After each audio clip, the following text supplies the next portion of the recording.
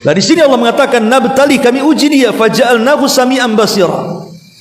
Karena itu kami jadikan dia mendengar dan melihat supaya lebih sempurna ujian Allah kepadanya. Dan Allah mengatakan inna hadainahu sabila imma syakiran wa imma kafura. Sesungguhnya kami berikan hidayah. Ya, sesungguhnya kami telah menunjukkan kepadanya hidayah atau jalan. Imma syakiran wa imma kafura. Terkadang jalan itu adalah jalan yang bisa kita bersyukur di dalamnya, atau sebaliknya kita malah kufur dengan jalan itu. Lah, hidayah dalam surah Al-Insan ayat 3 ini maksudnya hidayah apa? Maksudnya hidayatul irsyad. Semua orang bisa melakukannya, saya, ibu, siapapun bisa melakukan hidayatul irsyad. Hanya mengarahkan, loh ini baik, ini jelek, ini ikhlas, ini tauhid, ini sunnah, ini bid'ah, ini taat, ini maksiat. Kan hanya mengarahkan orang. Soal dia sadar dengan dakwah kita, itu urusan dia, itulah kesadarannya disebut taufik. Tapi kita yang menyampaikannya disebut irsyad namanya. Maka hidayah ada dua, ada hidayatul irsyad, ada hidayah taufik. Dan dalam ayat ini maksudnya hidayatul irsyad. Inna hadainahu as-sabila. Sungguh kami telah menunjukkan kepadanya jalan yang lurus. Tapi ada yang bersyukur dari jalan itu, ada juga yang kufur. Itulah manusia. Maka disebut suratul insan. Manusia itu seperti itu. Ada sebagian mereka bersyukur, ada sebagian mereka tidak bersyukur. Dan Allah janjikan la in syakartum la azidannakum wa la in kafartum inna adzabi lasyadid. Kalau kalian bersyukur kepada nikmatku ku tambah, tapi kalau kalian kufur maka azab pedihku menanti kalian.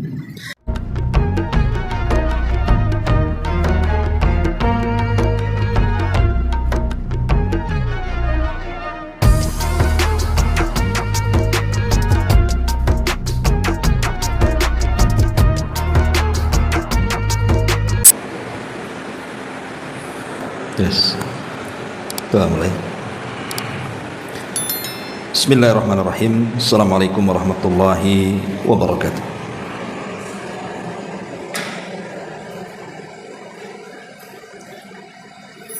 Alhamdulillah wassalatu wassalamu ala Rasulillah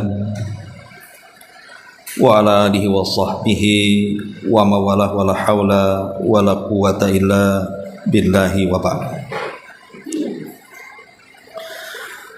Alhamdulillah, segala puja dan puji hanya milik Allah subhanahu wa ta'ala. Salawat dan jaga salam kita hadiahkan kepada Rasul kita Nabi besar Muhammad sallallahu alaihi wa ala alihi wasallam. Kita lanjutkan kajian kita, masih membahas tafsir dari juz ke-29, dan kita masuk pada surah Al-Insan.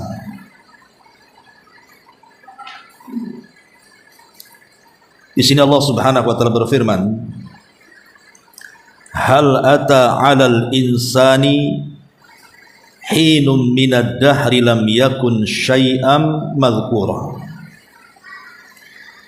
Inna khalaqnal insana min nutfatin amsyajin nabtalihi faja'alnahu sami'an basira. Inna hadainahu sabila imma syakiran wa imma kafura.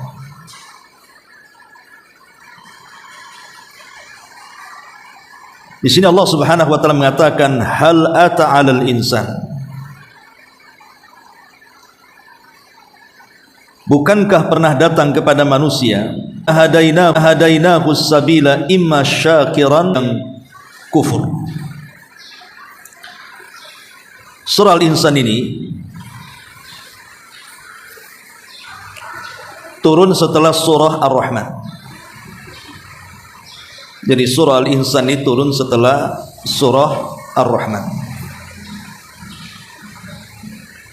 Para ulama berbeda pendapat tentang apakah surat ini Makkiyah ataupun Madaniyah. Ada yang mengatakan bahwa surah Al-Insan ini Makkiyah. Ada juga yang mengatakan dia adalah Madaniyah. Yang mengatakan dia Makkiyah karena tadi turun setelah surah Ar-Rahman. Dan umumnya surah-surah mufassal itu memang Makkiyah. Dan ini yang dikuatkan oleh para ulama bahwa surah Al-Insan ini adalah surah Makkiyah, artinya turun sebelum hijrah Nabi sallallahu alaihi wasallam. Tapi ada juga yang mengatakan bahwa surah Al-Insan ini madani, artinya turun setelah hijrah, dengan melihat asbab nuzulnya, di mana disebutkan dalam asbab nuzul itu ketika Allah Subhanahu wa taala berfirman, yufuna bin nadri wa yakhafuna yawman kana syarruhu mustatira. Dalam surah Al-Insan ayat ke-7, mereka memenuhi nazar dan takut akan satu hari yang azabnya merata di mana-mana. Wa yut'imuna at-ta'ama ala hubbihi miskinan wa yatiman wa asira. Dan mereka memberi makan yang disukainya kepada orang miskin, anak yatim dan para tawanan. Innama nut'imukum liwajhillahi la nuridu minkum jazaan wala syukura. Sambil berkata, sungguh kami memberi makanan kepadamu hanyalah karena mengharap keridhaan Allah. Kami tidak mengharap balasan dan terima kasih dari kamu. Inna nakhafu min rabbina yawman abusan qamtarira. Sungguh kami takut akan azab Tuhan pada hari ketika orang-orang berwajah masam penuh dengan kesulitan. Fawaqahumullahu syarra dzalikal yaum wa laqahum nadratan wa surura. Maka Allah melindungi mereka dari kesusahan hari itu dan memberikan kepada mereka keceriaan dan kegembiraan. Jadi surah Al-Insan pada ayat ke-7 sampai kepada ayat ke-11, ada yang mengatakan bahwa itu turun kepada sahabat Ali bin Abi Thalib radhiyallahu anhu. Jadi satu hari Ali radhiyallahu anhu itu bersedih hati karena salah satu putranya, apakah Hasan atau Husain, itu sedang sakit parah. Akhirnya kemudian Ali bernazar, kalau seandainya penyakit putranya itu sembuh, maka dia akan berpuasa 3 hari berturut-turut. Tentu sebelum ada larangan nazar iwadnya gitu ya. Ini kan nazar barter, tidak boleh sebenarnya, tapi ini belum ada larangan pada waktu itu. Jadi Ali bernazar kalau seandainya putranya itu sembuh dari penyakit, dia akan berpuasa 3 hari berturut-turut. Allah takdirkan sembuh pula tuh putra Ali radhiyallahu anhu. Maka Ali pun kemudian mulai berpuasa. Di hari pertama dia sedang berpuasa Fatimah. Dia ingin membahagiakan suaminya dengan cara memasakkan masakan yang lezat dan enak untuk buka suaminya.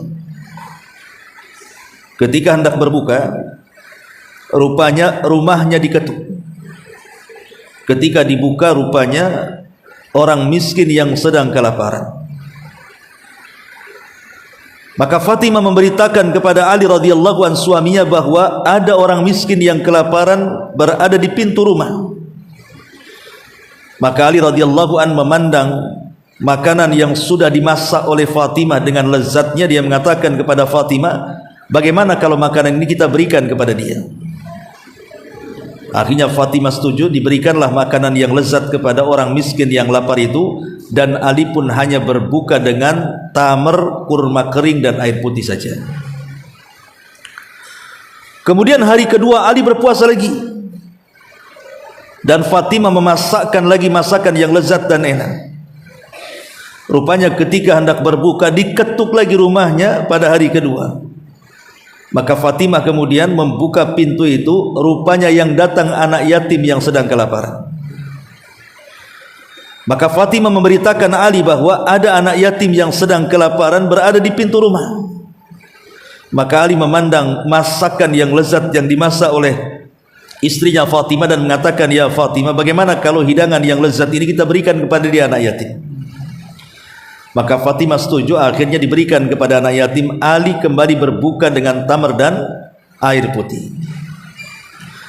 Kemudian hari ketiga, dan itu hari terakhir Ali melunasi nazarnya berpuasa, maka Fatimah semangat lagi untuk membuatkan makanan yang lezat, masakan yang enak untuk suaminya. Saat hendak berbuka, diketuk pula atau pintu.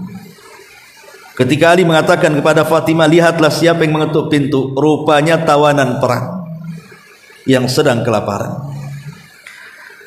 Maka Fatimah memberitahu bahwa ada tawanan perang yang sedang kelaparan berada di pintu rumah. Maka Ali radhiyallahu anhu mengatakan kepada Fatimah, bagaimana kalau makanan yang lezat ini diberikan kepada tawanan itu? Akhirnya Fatimah setuju, maka Ali pun memberikan makanan yang lezat, dan kembali dia hanya berbuka dengan tamar dan air putih. Subhanallah. Dari sinilah kemudian turun ayat di sini, yufuna bin nadri. Mereka menunaikan nazarnya. Maksudnya Ali radhiyallahu anhu menunaikan nazarnya dengan cara berpuasa. Wa yakhafuna yawman kana syarruhu mustatira. Dan takut akan hari di mana azab merata di mana-mana. Kemudian Allah mengatakan wa yut'imuna ta'ama ala hubbihi. Lalu mereka, maksudnya Ali dan Fatimah, memberikan makanan yang disukainya kepada siapa? Miskinan, pertama kepada orang miskin yang datang di hari pertama. Wa yatiman, kepada anak yatim yang datang di hari kedua. Wa asira, dan tawanan perang yang kelaparan yang datang di hari ketiga. Innama nut'imukum liwajhillahi la nuridu minkum jazaan wala syukura. Sambil berkata, sungguh kami memberikan makanan kepadamu, maksudnya kepada fakir miskin, anak yatim, dan tawanan perang itu. Memberikan makanan kepada kalian ini hanya karena mengharap ridha Allah. Kami tidak mengharap balasan dan terima kasih dari kalian. Kalau lihat asbab nuzul ini, bagaimana Ali radhiyallahu an kemudian memberi makan fakir miskin, anak yatim, dan tawanan perang. Kita tahu bahwa di Mekah itu belum ada tawanan perang. Yang ada tawanan perang itu di Madinah. Ditambah-tambah di Mekah Ali belum menikah dengan Fatimah. Menikahnya Ali dengan Fatimah itu setelah hijrah. Kemudian punya anak Hasan dan Husain. Maka dari sini kita tahu bahwa asbab nuzul ataupun sebab turun surah Al-Insan kepada Ali radhiyallahu an menunjukkan bahwa surah ini madani. Turun setelah hijrah. Turun setelah hijrah kan, karena Ali kan berada di Madinah, baru punya anak Hasan dan Husain itu. Kalau dikatakan Makkiyah, Ali belum menikah dengan Fatimah. Makanya sebagian para ulama mengatakan surah Al-Insan ini madani. Dan subhanallah, bagaimana Ali radhiyallahu anhu mencontohkan kepada kita tentang sifatul itsar, namanya sifat mendahulukan orang lain walaupun dia sangat berhajat dengan perkara itu. Kita tahu bahwa orang yang berpuasa itu pasti lapar, dan ketika berbuka pasti ingin hidangan yang paling lezat yang dilihatnya. Makanya kalau datang Ramadan, kalau ibu datang ke pasar kaget itu pasti kaget semua kan, makanannya macam-macam, kaget semua, sehingga pengen dibeli semua kalau bisa, karena kaget ya. Udah dibeli rupanya tak dimakan semua. Nah, itulah jadi israf jadinya. Lah Ali radhiyallahu an ketika itu di hadapan dia makanan yang lezat 3 hari berturut-turut lagi. Tetapi sifat para sahabat, akhlak para sahabat memang beda dengan akhlak kita. Mereka memberikan contoh terbaik tentang sifatul itsar, tentang akhlak itsar, mendahulukan orang dibandingkan dirinya sendiri. Ini pendapat yang pertama, bahwa asbab nuzulnya kepada Ali radhiyallahu anhu. Ada juga yang mengatakan bahwa asbab nuzulnya kepada seorang sahabat namanya Abu Dahdah. Abu Dahdah radhiyallahu anhu. Abu Dahdah ini oleh Nabi SAW diserahi untuk menjaga tawanan perang dari tawanan-tawanan Badar. Kita tahu perang Badar kan kaum muslimin menang tuh. Kemudian berhasil menawan 70 orang-orang musyrik. Lah yang menjaga tawanan itu adalah Abu Dahda radhiyallahu anhu. Lah di antara tawanan itu ya ada orang yatim, ada orang miskin kan itu ya, orang nggak mampu. Ya, yang ikut terlibat dalam Badar itu karena mereka kan sebagiannya pun kadang-kadang ikut-ikutan dengan Abu Jahal dan tokoh-tokohnya. Sehingga kedermawanan Abu Dahda ini dialah yang memberi makan tawanan. Jadi dia memberikan tawanan yang miskin-miskin, yang yatim-yatim gitu ya. Makanya turun ayat ini. Wa yut'imuna at-ta'ama ala hubbihi miskinan wa yatiman wa asira. Dan mereka memberikan makanan yang disukainya kepada siapa? Fakir miskin, anak yatim dan orang-orang yang ditawan. Dan memang Abu Dahda dalam sejarahnya memang terkenal orang yang dermawan. Sampai satu hari ada seorang yang memiliki, seorang sahabat memiliki tanah yang luas. Tetapi ada di pojok tanah dia itu, tanah dia luas gitu sebenarnya, tapi di pojok tanah dia itu ada yang mengklaim itu tanahnya anak yatim. Tidak terimalah kemudian laki-laki Ansor ini bahwa itu tanah dia, tidak ada sedikit pun tanah anak yatim di sini. Akhirnya perkaranya sampai kepada Nabi SAW dan dibuktikan memang itu tanahnya. Tidak ada tanah anak yatim satupun di situ, walaupun sepeta. Akhirnya kemudian Nabi SAW coba untuk melembutkan hati sahabat ini dan mengatakan, tanahmu kan luas, kalau hanya diambil secuil anak yatim kasihlah dia. Mungkin dia mau buat rumah di pojok situ kali. Tapi sahabat ini tak mau. Karena sudah ada konflik sebelumnya masalahnya kan. Biasalah kalau ada konflik sebelumnya yang tadinya mau berbuat baik pun tak jadi kan begitu. Umpamanya ibu ada niat nih COD makanan. Tengok ini tukang ojeknya udah tua umpamanya kan. Ibu sudah niat tuh. Bagian harga makanannya 200, ibu mau tambah 220 lah, kasihan apalagi hujan-hujan. Akhirnya kemudian si ojek ini lama tak datang-datang kan di situ kan nampak tuh jalan kemana. Rupanya dia mampir dulu tempat lain umpamanya. Ibu kesel lah kan gitu ya. Akhirnya sudah lama, sudah lapar, tahu-tahu datang. Yang tadinya mau ngasih 20.000 sebagai fee-nya itu tak jadi kan, itu saking keselnya kan. Udahlah, kasih aja uang sebagaimana yang tertulis di situ. Kan ada kadang-kadang orang awalnya hendak berbuat baik, kemudian tak jadi kan gitu ya, gara-gara ada konflik di situ. Lah ini sahabat ini gitu, karena sudah ada konflik sebelumnya dengan anak yatim itu, akhirnya mau tak ngasih. Jadi Nabi SAW coba melembutkan dia dan mengatakan, kalau engkau berikan sepetak tanah yang ada satu pokok kurma itu, nanti Allah ganti pokok kurma itu di surga. Kan enak tuh. Rasul menjamin bahwa kalau engkau kasihkan yang sepeta itu, paling berapa lah ada pokok kurma di situ itu, nanti Allah ganti dengan pokok kurma di surga. Tapi tetap sahabat ini tak mau. Dia minta anak yatim dikeluar dari kebunnya. Kabar ini sampai ke telinga Abu Dahda radhiyallahu anhu.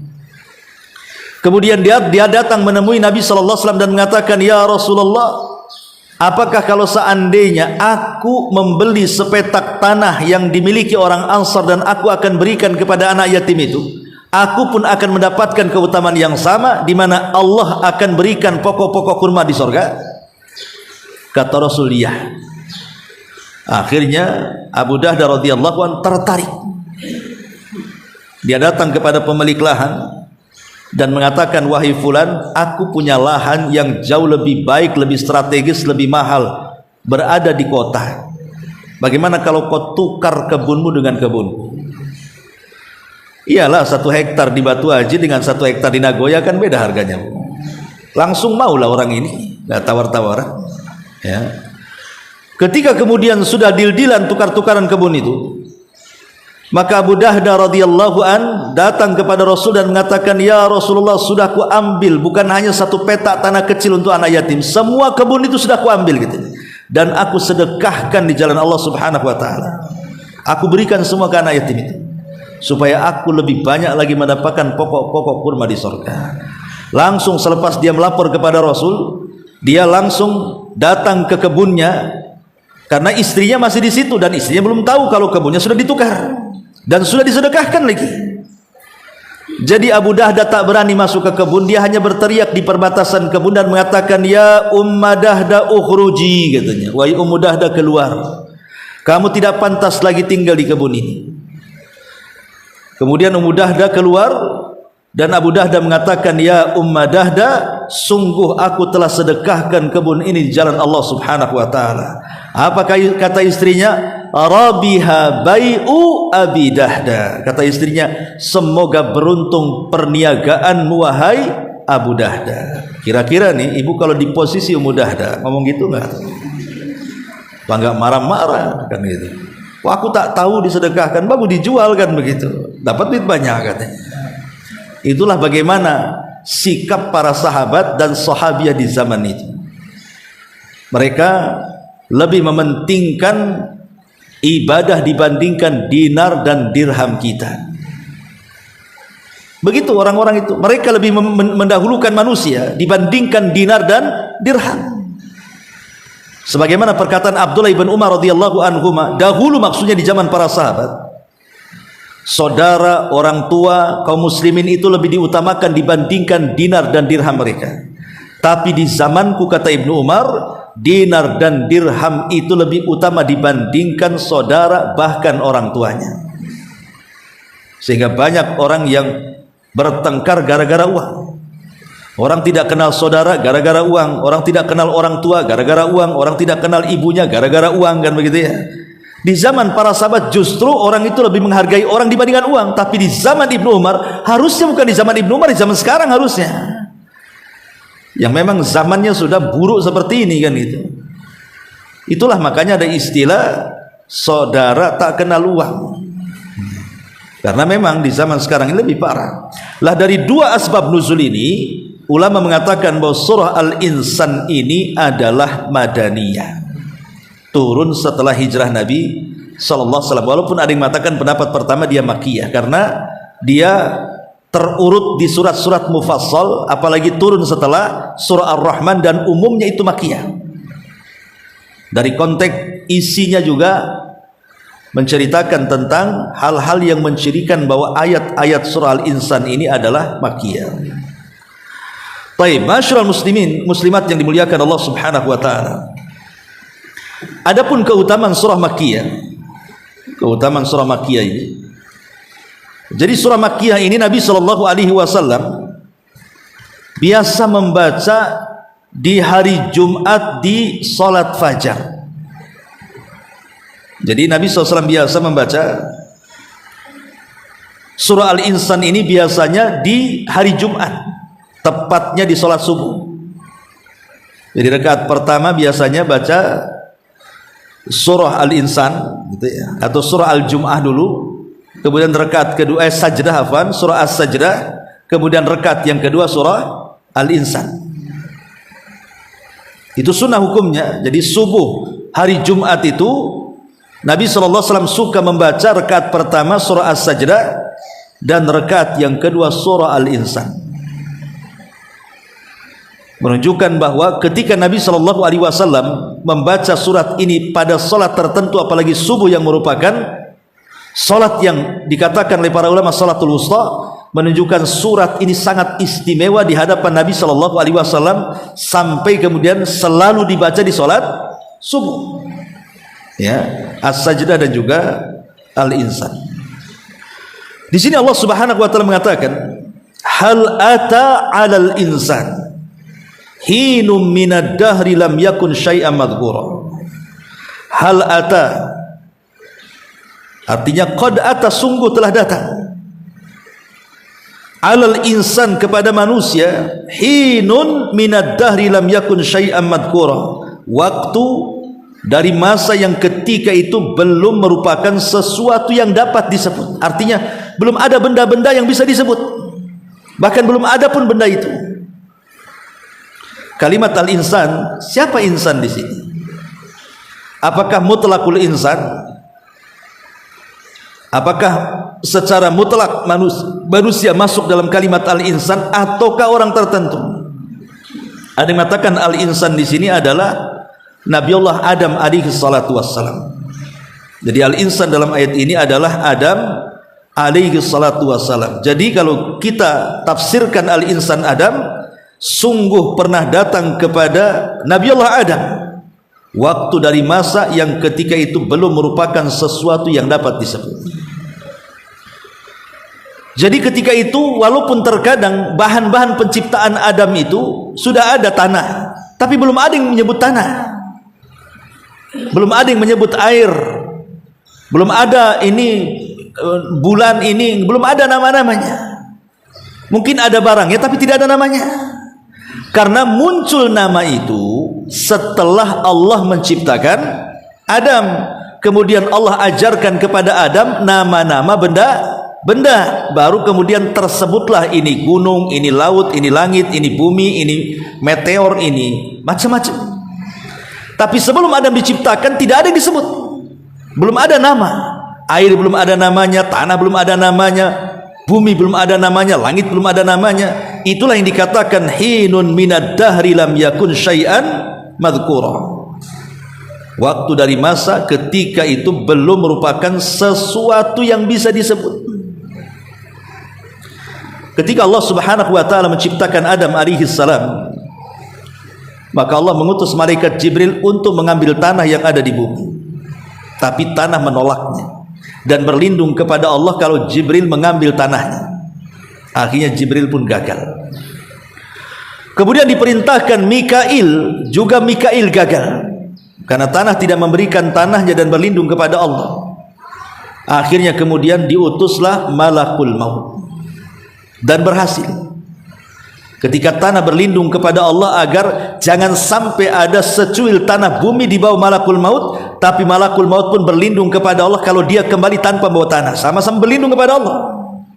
Tanah berlindung jangan sampai diambil, malaikat maut pun berlindung kalau dia pulang ke langit tidak membawa tanah masalahnya. Akhirnya kemudian tanah itu berhasil diambil malakul maut. Karena dia yang berhasil mengambil, maka dia diberikan tugas untuk mencabut nyawa setiap anak Adam, karena dia yang berhasil mengambil tanah Adam itu. Dibentuklah Adam alaihi salatu wassalam. Oleh siapa? Langsung oleh Allah. Adam itu tidak diciptakan dengan kun, jadilah fayakun, maka jadi tidak. Adam itu dibentuk dengan tangan Allah Subhanahu wa taala.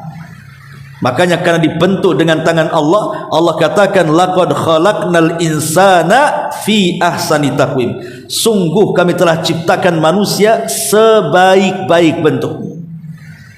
Karena Allah langsung menciptakan kan itu. Lah setelah kemudian Allah Subhanahu wa taala ciptakan Adam, di sini Allah mengatakan hinun. Hinun itu maksudnya bilangan waktu yang tidak terbatas. Tapi ada juga yang mengatakan hinun itu maksudnya bilangan waktu 40 tahun. Jadi 40 tahun saat penciptaan Adam oleh Allah Subhanahu wa taala, maka Allah sempurnakan ciptaannya sebelum ditiupkan ruh, dibiarkan Adam itu mematung selama 40 tahun. Makanya di sini katanya hinun minad dahri, waktu dari masa. Selama 40 tahun Adam dikeringkan begitu saja seperti tembikar.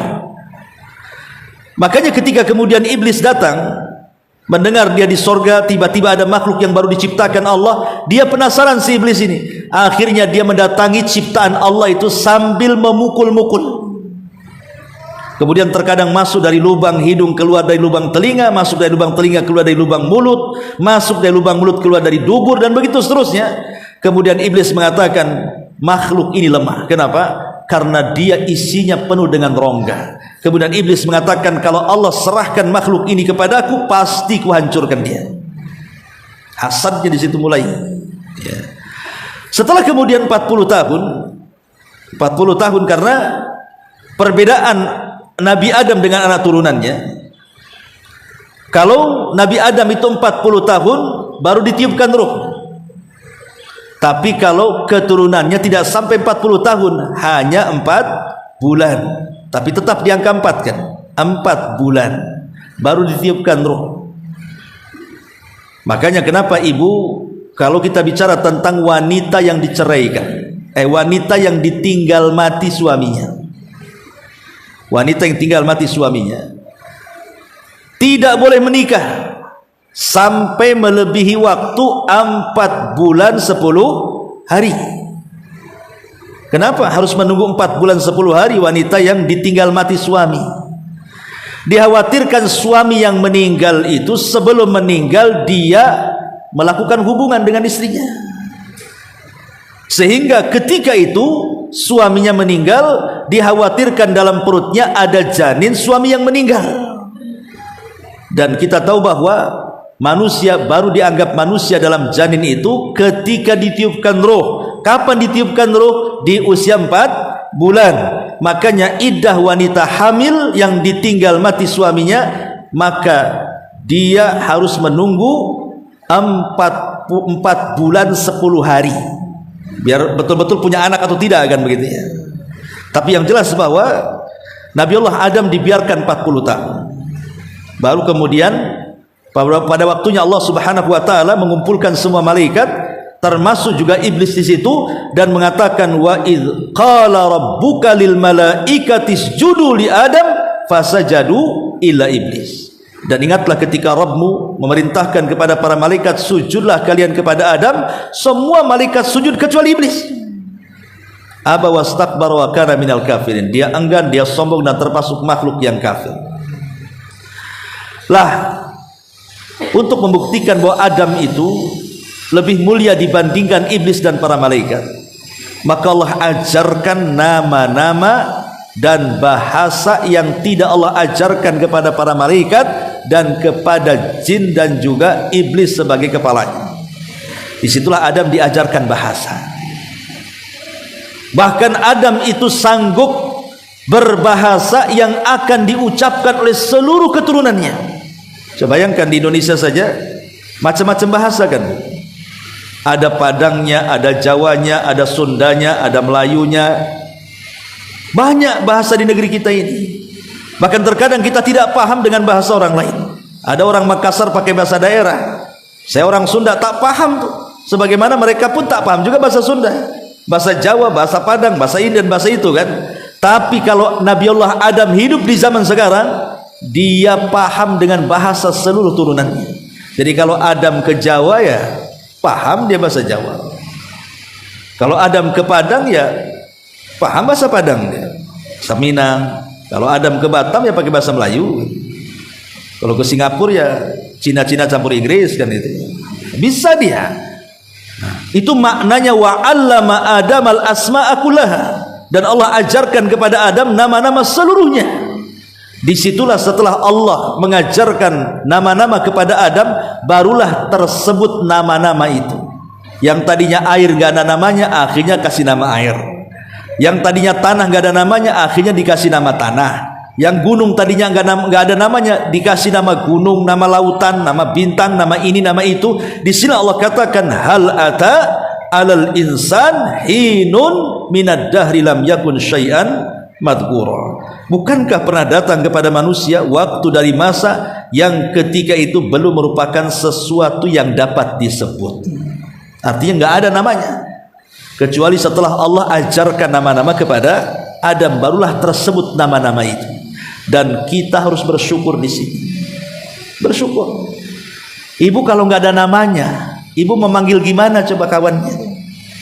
Hehehe gitu ya. Semua nengok lah kan gitu.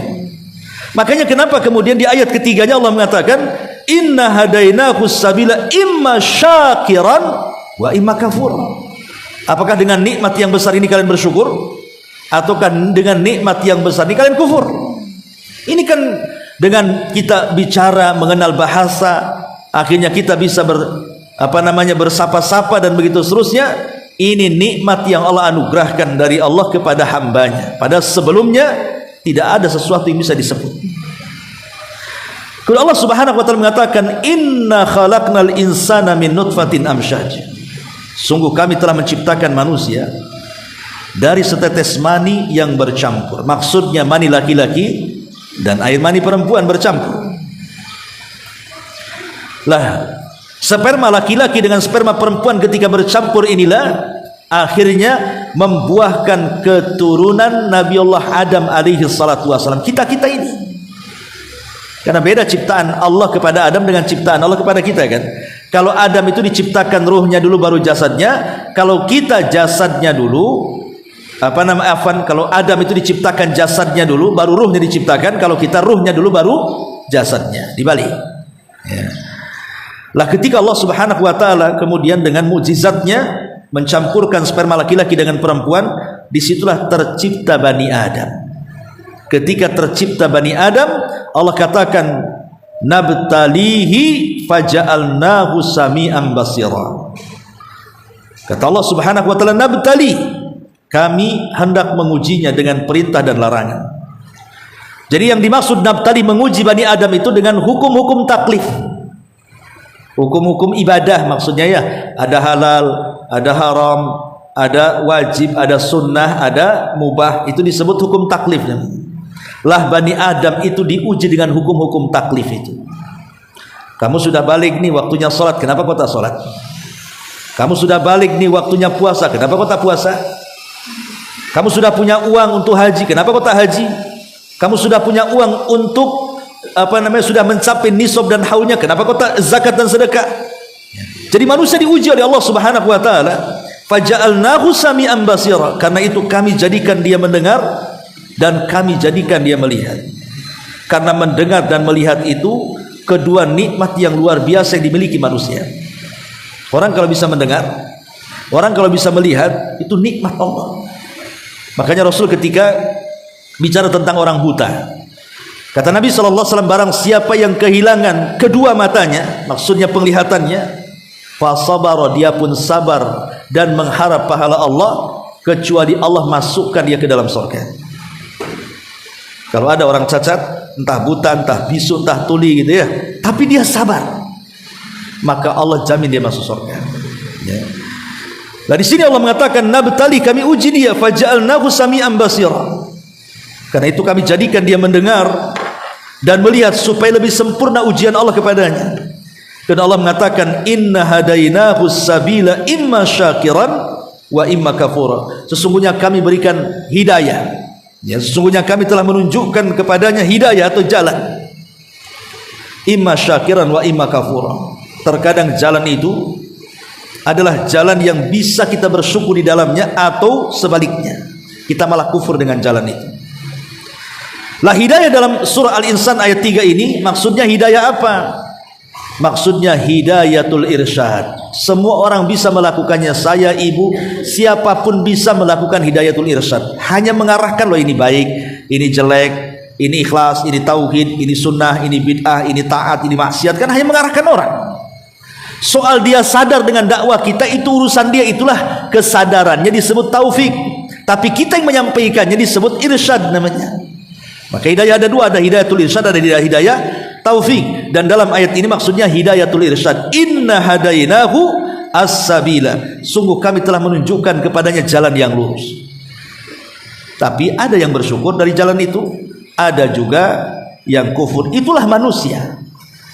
Maka disebut suratul insan. Manusia itu seperti itu. Ada sebagian mereka bersyukur, ada sebagian mereka tidak bersyukur. Dan Allah janjikan la in syakartum la azidannakum wa la in kafartum inna adzabi lasyadid. Kalau kalian bersyukur kepada nikmatku ku tambah, tapi kalau kalian kufur maka azab pedihku menanti kalian. Inilah diantara tafsir singkat 1 sampai 3 ayat dulu ya. Wallahu a'lam Bu, saya ada urusan sedikit jadi nggak ada tanya jawab. Karena saya harus buru-buru. Subhanallah bihamdika asyhadu an la ilaha illa anta astaghfiruka wa atubu ilaik. Allahu ta'ala alam. Assalamualaikum warahmatullahi wabarakatuh.